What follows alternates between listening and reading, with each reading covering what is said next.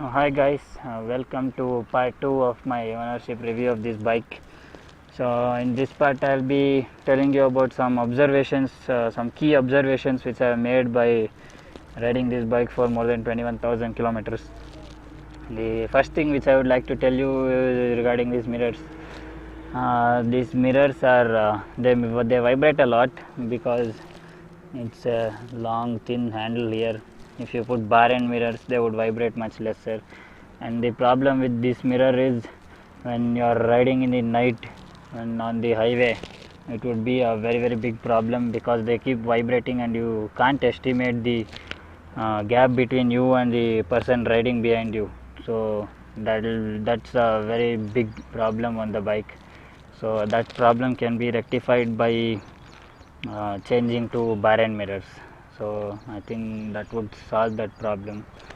And the next thing which I would like to tell you is regarding the character of the engine.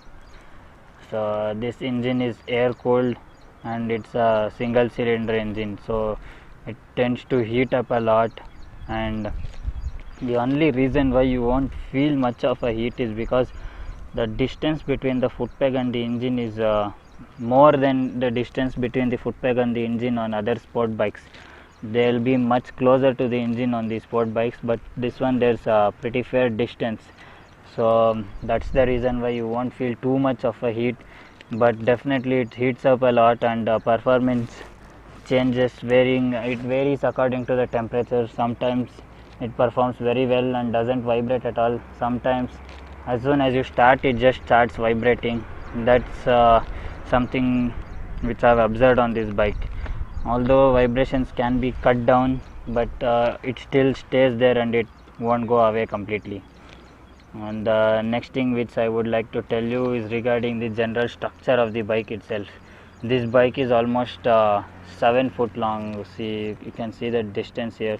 It's around 7 foot long, so that's typical cruiser style, but I find it very long for our Indian roads, so you can't filter through the gaps easily, and moreover the bike is very heavy, so filtering is pretty difficult on this bike, and even taking turns is difficult. Although this turning radius is pretty decent, but you'll have to go forward and come backward when you're taking turns, so that's a problem.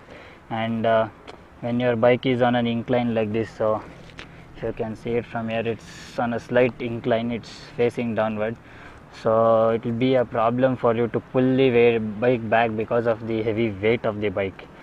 And another thing regarding the length of the bike itself, since this bike is pretty long, what happens is when you apply the brake, the majority of the weight is sitting there in the front. That engine itself weighs around 60-70 kg, I believe. I don't know exactly, but I believe it weighs so much. So since majority of the weight is there and the rear end is pretty light, the bike fishtails a lot when you apply brakes, and that is demeaning confidence. It takes confidence out of you when you are riding riding hard and something like that happens, and that's very dangerous as well. So these are some key observations which I have made on this bike, and I hope it should help people who are planning to buy this bike. And in part 3 I'll be explaining about the changes that have been made in the new BS4 engine of the bike. So stay tuned for the next part, guys.